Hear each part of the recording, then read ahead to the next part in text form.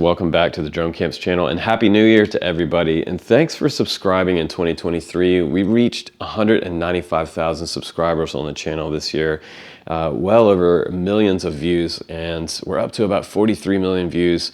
And this year marks our 10-year anniversary. So 10 years on this channel now, bringing you FPV and drone videos, reviews, tutorials. We've done build videos. We've done pretty much every type of video you can imagine for the FPV community and the drone community in the past 10 years. And I am dedicated and I am obsessed with this hobby, and I just don't stop. Thousands of videos, live streams, and now we're in the first video of 2024. So yeah, that's pretty epic that we're on our 10th year. And again, I get these products for free. This is my own opinion, and sometimes versus the other products that I get on this channel, we do the best ofs, and it's the best based on my opinion on what I have here to offer and share with you. So I hope you enjoy our opinions and enjoy all the information and effort that goes into making this channel what it is. It is freaking fun, and I love it. We also do live events now. You can check us out on Facebook at FPV West. So check out the search bar, type in FPV West, and you'll find us on the Facebook, and come fly with us, meet me in person. We have events that are making a lot of friends, and it's so fun. So we have an indoor event coming up probably on January 20th. We will announce that soon in the group. But today it's all about Sub250's brand new DollyFly 25. It is a very streamlined, low profile, carbon fiber prop guarded DJI-03 4K stabilized video quad that has inverted motors. It can fly on a 4S 720 milliamp battery, get us about 6 to 8 minutes, and you can fly it indoors and outdoors. It will do beautiful cinematic video, and it will also do kind of mild freestyle outdoors. You have from 0° camera tilt to about 25° on this because of this camera shroud and protector. We're going to talk about all the innovations that they put in this one. And again, if you want to get the PNP version, it's about $459.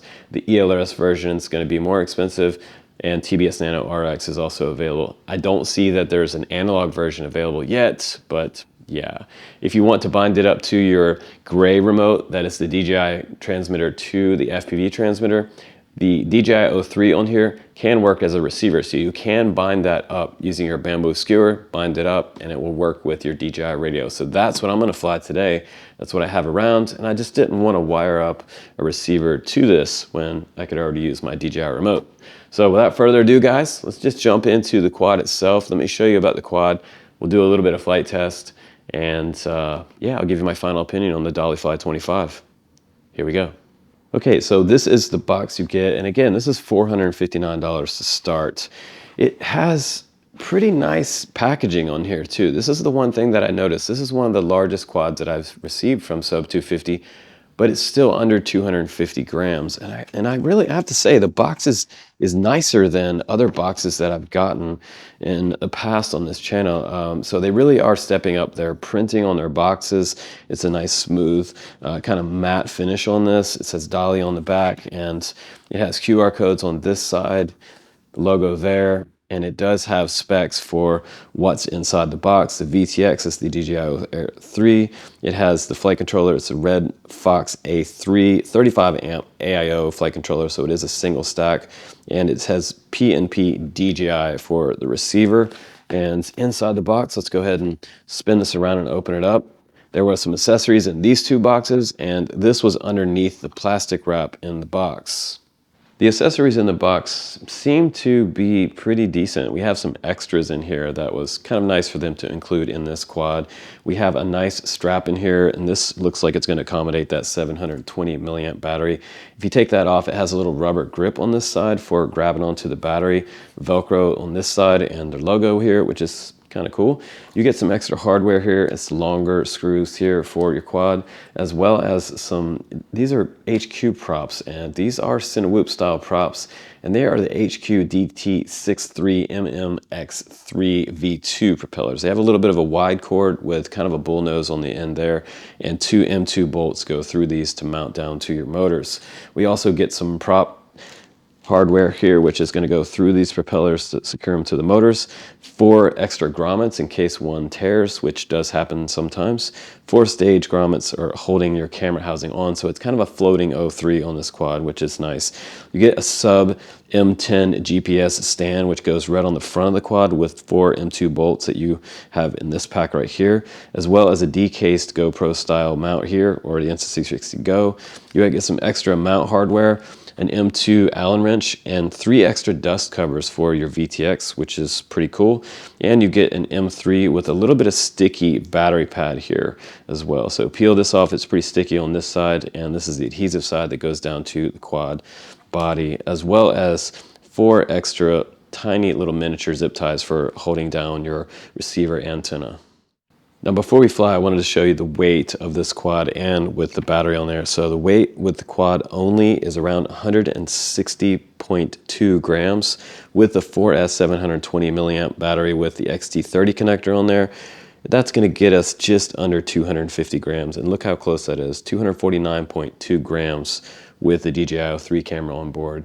All right, guys, let's go ahead and do the indoor flight test. We may get to go outside today and do a little bit outdoor flying, but that's depending on the rain.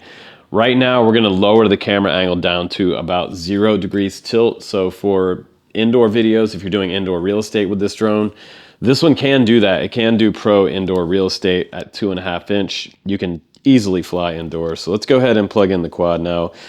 Leaving it sitting for a long period of time on the ground will cause it to heat up, and the VTX can overheat if you leave it there for more than a minute at a time. So this VTX gets pretty hot while it's sitting there because it might be pumping like full maximum wattage on there, so milliwatts. So let's go ahead now, and now that we're connected to the goggles, let me go ahead and press record, and we'll take off for our first flight test. It's definitely not super quiet. And I'll show you some of the goggle view here. I think I have an SD card in there. Check out our beautiful stairs. Our railings just got finished up. I built those stairs. Did not build the railings, but they're looking pretty sweet. So I just want to show you too, like, that you can have quite a bit of control. And we'll just go up the stairs, and, you know, I mean, if you're doing real estate fly-throughs, this is pretty cool.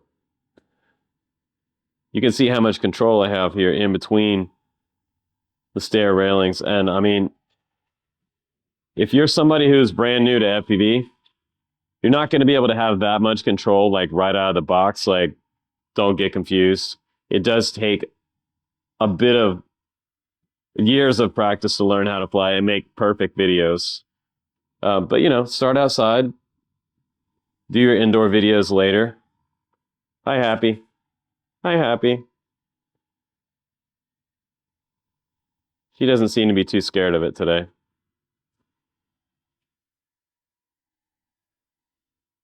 Let's go up here and check out the chandelier. I mean, you know, I'm not putting in a lot of stick input here. And I'm just barely moving the throttle to give it a little bit of altitude change, like just hair-like movements will give you a lot of change. So if you do a lot of stick push forward, you can get quite a bit more speed. Let's just check out a little more speed. Try not to move my throttle too much.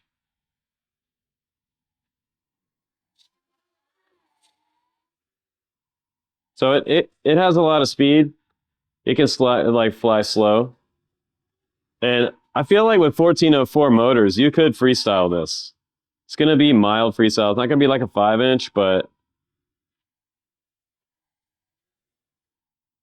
I also see that out of the box, the center point is off center in the OSD, so I have to fix that later.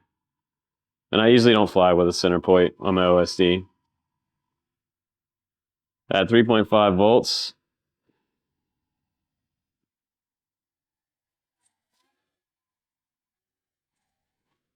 But the low profile is kind of nice inside. Like 2.5 inch is a nice indoor size if you have a little bit of space to fly. Like, and I've been getting in pretty close to things. I feel like I have a lot of like really good control. It almost feels like a tiny whoop.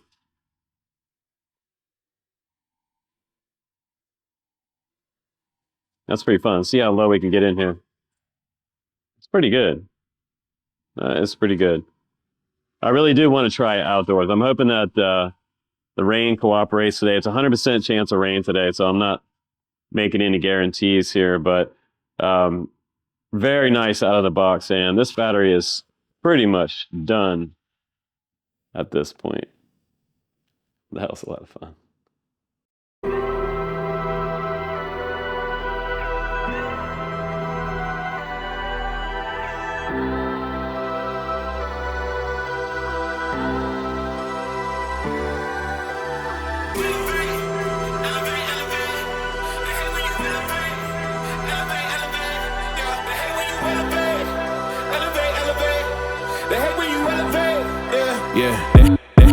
They hate when you elevate. They stacking up losses, I'm handing them out, yeah, I had to go delegate. It feel like I'm floating, I'm lost in the moment, I swear I could levitate. They never believed that I would really fly, I had to go demonstrate. I had to set them straight. They hate when you elevate, elevate, elevate. They hate when you elevate, elevate, elevate. Yeah, they hate when you elevate, elevate, elevate. They hate when you elevate, yeah. I had to elevate. I'm way up, way too fly, yeah, I'm feeling myself. Ain't no chance I'm coming down, no. Got a soul view to myself, yeah. Why would I give it up? Why do they wanna come take my place? I work too hard for it, don't need a replacement. This my vocation, now I got rollies all in rotation. Hop on a jet just to take a vacation. Remember the moments was trapped in the basement. Now the hard work is all taking me places. Squatting all black like we trapped in the matrix. Bet on myself and go ball out in Vegas. Living a life like I'm rich and I'm famous. Don't see the grind that I know that it came with, oh. I ain't make it this far for myself, yeah. I had to prove to everybody else, I had to set them straight, yeah. I had to ball, so I had to renovate, I know. They hate when you elevate. They stacking up losses, I'm handing them out, yeah, I had to go delegate. It feel like I'm floating, I'm lost in the moment, I swear I could levitate. They never believed that I would really fly, I had to go demonstrate. I had to set them straight. They hate when you elevate, elevate, elevate. They hate when you elevate, elevate, elevate. Yeah, they hate when you elevate, elevate, elevate. They hate when you elevate, yeah. I had to elevate. Ooh, yeah. Why they wanna put me down? So much drip, yeah, I almost drowned in it. I can't come it down, yeah, I'm way too fired up. I can't slow it down. Ooh, yeah, yeah. I see the flashing lights, make sure the fashion right, yeah. I'm in my bag tonight, yeah. Ooh, I might just pull up before it. Watch out, the engine is roaring. It's too loud, you can ignore it. Yeah, yeah. This that high life with a few. You get to have it all, no need to choose. First, let me demonstrate how you can rise to the top. Yeah, I had to elevate, elevate, elevate, elevate. They hate when you elevate, elevate, elevate. Yeah, they hate when you elevate, elevate, elevate. All right, my friends, welcome back from the flight test. That was fun. We was able to get an outdoor flight test today, so that is super awesome. Let's just get it right into how it flies, what I think about as far as indoors and outdoors goes. Indoors, this thing is great. The inverted motors with the unobstructed airflow underneath here. I've talked about inverted motors versus upward facing motors. If you want to freestyle, get a quad that has upward facing motors. They perform a lot better as far as freestyle FPV goes. If you want to fly cinema, inverted motors are essentially made for that type of drone flying. So if you're flying FPV with inverted motors and you're trying to freestyle, probably not the best choice because it doesn't offer the best performance for freestyle. Indoors with inverted motors, it's beautiful. This thing floats super nice across the floors. I had a really nice fast forward stick movement about halfway through the travel on this right stick. I was really moving out through the house super fast. So when I would back off the stick, it would almost come to a stop and to a hover. So I think that as far as the stability of it goes, right out of the box with the tune on here, I wasn't noticing a ton of jello, but I did notice that on some of the flips and rolls outside that it would kind of want to come back to level pretty fast. So maybe a little bit of jitter in some of the big maneuvers, but this quad's not really made for freestyle. Again, like this is 100% made to be some type of cinema machine. So whether it's indoor professional real estate video, which you can absolutely do with this. It doesn't have any GPS on here. You can add GPS because it does have the GPS tower, which goes right on the front. There's a little removable top plate right here above the O3 camera, and there's 4 M2 bolts right here, which will allow you to add that tower on there for M10 GPS. It's called the Sub M10 GPS on the Sub250's website. You can get one of those and wire it up to this flight controller. And again, like 6-bolt release on the bottom plate down here will release this prop guard system on here. 1, 2, 3, 4, 5, 6 here, and that bumper protector plate right there for the AIO, which is pretty cool. And one thing that I'm not sure that I saw that the other reviewers mentioned was that, you know, yes, they did say that this is a 4 grommet system here, and what's really interesting is you see the 2 grommets here in the front, and that's for the stability of the O3 right up front. It is a floating style O3. We've seen this before. They're not mini groms, they're like full size or mid-size groms, but the other 2 groms are, guess where they're at? They're in the very back of this entire camera and VTX assembly. So if you look real close here, you'll see that right underneath here is where the 3 and 4th grommet are, way back here. So when I was playing around with this quad on the bench, I did notice that the VTX itself is actually floating along with the camera. So not only did they kind of suspend the camera itself, they also included the VTX and the DVR in that suspension. So that's pretty interesting that they chose to do that. So this is kind of an all-in-one built-in type of housing for this entire assembly right here, which I really haven't seen before. So it is kind of a brand new innovation from Sub250 as far as the engineering of this goes. It is definitely different than the Defender series. It looks similar, but it's a completely different animal with this 4-up mount on the front up here for GPS or your DK GoPro mount. So that's kind of cool that it's kind of an all-in-one inclusive type of suspended unit up here, which is really, really interesting. The wheelbase of this quad is 120 millimeter from motor to motor, and it has 2.5-inch bullnose cinema props. Now, some big advice for you: if you get this quad or any other bind and fly from China, you want to make sure you take your driver and go around all of your motor bolts first, and then go onto the frame and start tightening these bolts down. A lot of these bolts come kind of loose from the factory, so you can just give them a little slight turn on the motor side first, get all of the 4 bolts on each motor tightened up. Just give them a slight turn so that they go tight, because quite a few bolts come a little bit loose from the factory. They can wiggle loose, and I've had motors fly off quads with M2 bolts in the past. So this quad is entirely M2 hardware. So start with the motors first and then work your way around the frame and tighten up even some of the bolts on the frame, and you're not going to have anything wiggle loose during your first flight. On the bottom of the Cinewhoop, if you remove this base plate cover, you'll see 2 extra harnesses under here for hooking up your RX on there, as well as the GPS. And you'll see Red Fox A3 here on this sticker, and it also says 35A, which is your AIO 35 amp ESCs on this. And with those 35 amp ESCs, you're running 1404 series motors on here, and those are 4700 kV. They're kind of in the higher end of the kV that I would generally put on a Cinewhoop. But once I go outside and I want to have some throttle boost, if I want to just fly up to the top of a 75-foot tree, it really does have quite a bit of throttle punch on here. So you can really get a lot of boost when you need it. Now, this is an interesting top plate design too, and I have to say it's probably about 2 millimeter or so on the very top plate. It is kind of extra thin here. It's not super thick, but then again, it is under 250 grams, and that's what they're trying to do here, is just get us just barely under 250 grams to not have to register this with the FAA, which is super great. The other innovation that I see with this is they balanced out the size of the battery that they recommend with a 4S 720 milliamp with this VTX system in the very front. So it has an offset style battery mount. They have this in the back, and like we saw with the Pavo35 and the Cinelog series, they have these mounts here, which are 2 M2 bolts holding on each one of these aluminum braces. and that allows you to get this strap on and off super quick. They also have a little bit of a rubber grip on this, which grabs onto the battery, and they have their sort of tacky 3M battery bed right here, and it feels like an old school pair of Vans. It has quite a bit of tacky feeling to it, but it's not a sticker.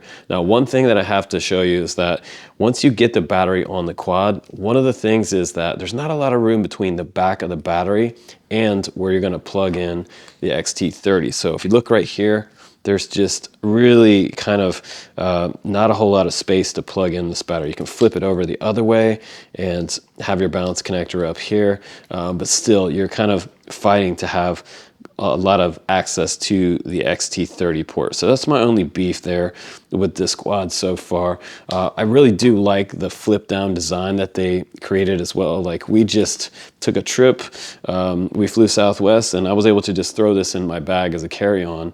And if you carry lipos on the airport, just make sure you have them inside a lipo safe bag. And pretty much a lot of times if you use it inside your carry-on, you won't have a problem through TSA security, which is cool. In the back as well, they also extended the USB-C port for the flight controller to the rear of the quad. There's 2 bolts holding it on here, and you can have access to Betaflight right here instead of having to put you know, a lot of times it's kind of quirky to get the USB cable in here on a lot of these quads, so you don't have to fight in between propellers or the frame or this top plate unibody. So you can just go right in the back of the quad and you're inside Betaflight.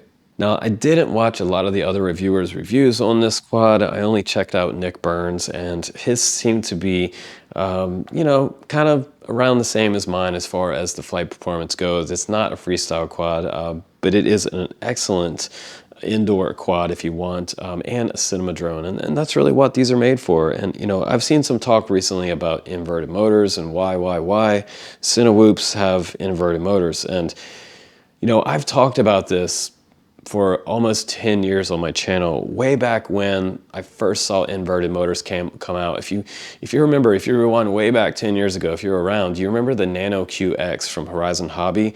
Horizon Hobby released a little ready-to-fly quad. It had brushed motors on there, and this thing flew rock solid indoors. It was the best flying little indoor quad I had, and that was for beginners to learn line-of-sight quadcopter flying. And since then, that tradition has just carried on into a lot of really stable indoor drones, and that is exactly what inverted motors are for. They're not for freestyle. Putting them on a 5-inch quad, it's more of a cinema quad. It turns it into a cinema quad. And the benefit of having them inverted is that you don't have all the airflow and interruption. You have prop wash that happens into the frame. So if the motors are up here, you have more turbulence underneath the quad, and creating more turbulence underneath your frame while you're flying, that's gonna cause instability in the quad and what we call prop wash. So this has almost zero prop wash. It does have ground effect. When you come close to the ground, you will have more prop wash because of the rolling air underneath this. As far as pushing this unobstructed air down, there is quite a bit of downwash on this quad. So one of the things you're gonna notice is that when you're flying indoors, if you fly over paper or things like that on your table, everything's just gonna go off the table. So that's one thing about this. It does create a pretty hard down thrust. So ground effect is more of a thing with these quads versus top mount style motors. But cinema, downward facing, upper facing, freestyle, it's gonna be a much more efficient freestyler for you. So if you want a freestyle, get that kind of quad, get a freestyle quad. If you want a cinema quad, get an inverted motor quad. That's what it's for. So Sub250 DollyFly in the house. It is a 2.5-inch 4S quad and 120 millimeter frame with pretty easily removable dock prop guards on here, 6-bolt dock release, and 2 mil top plate, very light, under 250 grams, and it is not cheap, but it really does look cool, and it has a low profile to it too as well, which I really like a lot. And the folding antenna, just freaking awesome. So I love to see that this is the largest quad to come out from Sub250 yet, and the first DJI 3 quad. So yeah, I think it's pretty cool, and I hope that in 2024 we see more 2.5-inch or maybe even a 3.5-inch or 5-inch come out from Sub250, just because they're called Sub250. hopefully doesn't mean they're not going to make a quad over 250 grams. I would love to see them do it because I think they're innovative and they take a lot of time to make a release. They don't make release after release after release. They put some time into their research and development, which really does show with this one. It's similar to other Cinewhoops, but different. So hopefully you enjoyed that review. And oh, one last thing, carbon prop guards, they may be a little more reliable as far as not breaking these with these rubber bumpers than something like the Cinelog series with their plastic prop guards. So that's one thing. People have been reporting a lot of breakage on the Cinelog series, even the larger one like the 35. So take that with a grain of salt. But this one's also ultra light, which means you're probably not going to break these prop guards. If you do, you are probably flying like a fool. Don't fly like a fool. I'll see you on the next one. Take care.